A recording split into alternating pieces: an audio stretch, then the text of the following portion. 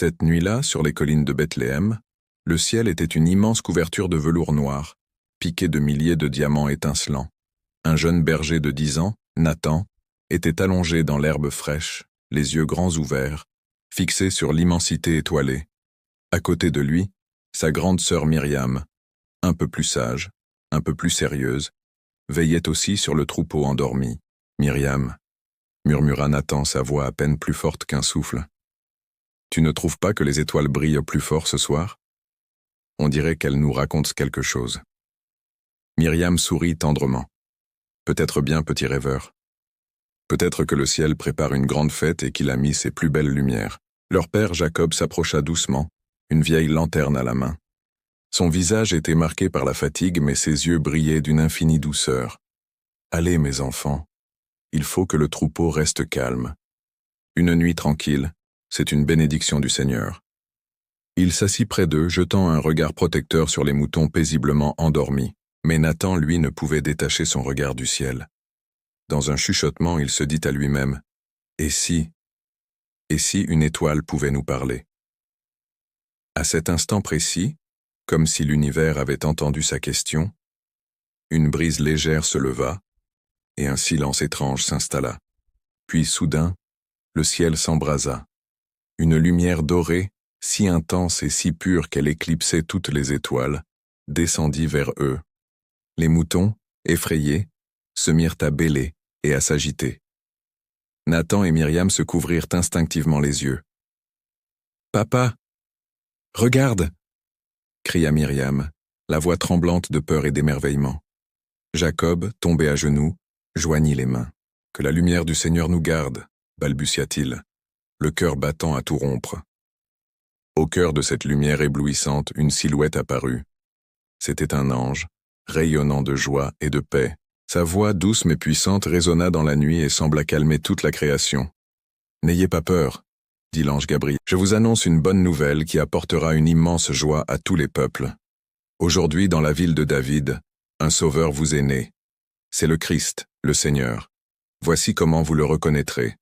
Vous trouverez un nouveau-né, emmailloté dans des langes et couché dans une mangeoire. » Alors que l'ange parlait, le ciel s'ouvrit et des milliers d'autres lumières apparurent. Un chœur céleste se mit à chanter, une mélodie d'une beauté indescriptible. Gloire à Dieu au plus haut des cieux et paix sur la terre aux hommes qu'il aime. Nathan, les larmes aux yeux, se tourna vers sa sœur.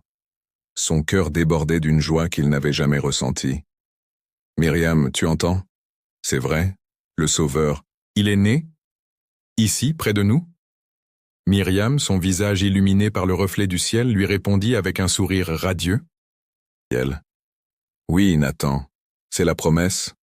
Allons-y, vite. » Sans plus attendre, les bergers, saisis d'une énergie nouvelle, se mirent à courir. Ils dévalèrent les collines dans la nuit, guidés non plus par leur lanterne, mais par cette étoile nouvelle, plus brillante que toutes les autres, qui semblait les attendre. Nathan courait en tête, son petit cœur de berger bondissant de joie et d'impatience. « C'est là, regardez, cette lumière, juste au-dessus de cette petite étable », s'écria-t-il, essoufflé mais tellement heureux. En arrivant, ils ralentirent le pas. Un silence sacré enveloppait l'endroit. Une lumière douce et dorée filtrait par les interstices du bois de la vieille étable.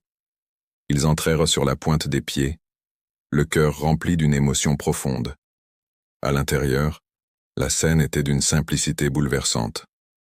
Une jeune femme, Marie, tenait dans ses bras un tout petit bébé, enveloppé dans des langes. À côté d'elle, un homme, Joseph, les regardait avec un amour infini.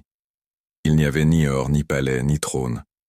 Juste un bébé, couché sur la paille d'une mangeoire, mais la lumière qui émanait de lui semblait réchauffer le monde entier. Nathan s'approcha, émerveillé. « Il est si petit », murmura-t-il. Myriam, les larmes coulant sur ses joues, ajouta « Et pourtant, il est le roi du monde. » Jacob, leur père, s'agenouilla humblement, le front contre le sol. « Seigneur, » pria-t-il, la voix brisée par l'émotion, « tu tiens toujours tes promesses. Merci de nous permettre, à nous, les plus simples, les plus petits, d'être les premiers témoins de ta gloire. » Cette nuit-là, quelque chose d'extraordinaire s'est produit. Dieu a choisi de venir sur terre non pas comme un roi puissant ou un guerrier redoutable, mais comme un fragile nouveau-né. Il a envoyé son Fils pour nous dire la plus belle chose qui soit. Je vous aime. Je suis avec vous. N'ayez pas peur. Ce cadeau n'était pas réservé aux rois ou aux savants. Il était pour tout le monde. Pour les bergers dans les champs, pour les pêcheurs au bord du lac, pour toi, pour moi. Depuis cette nuit, chaque cœur qui choisit de croire en Jésus, de l'accueillir comme ce petit berger Nathan, devient à son tour une petite lumière dans le monde. En repartant, Nathan leva les yeux vers le ciel. L'étoile du berger brillait plus que jamais. Il la regarda, et un sourire illumina son visage. Il avait compris. Le plus beau, le plus grand, le plus merveilleux de tous les cadeaux, c'était lui. Merci d'avoir écouté cette histoire. N'oubliez pas de vous abonner sur la chaîne Anime Bible pour ne manquer aucune de nos prochaines vidéos. Prenez soin de vous et que la paix de cette nuit de Noël soit avec vous.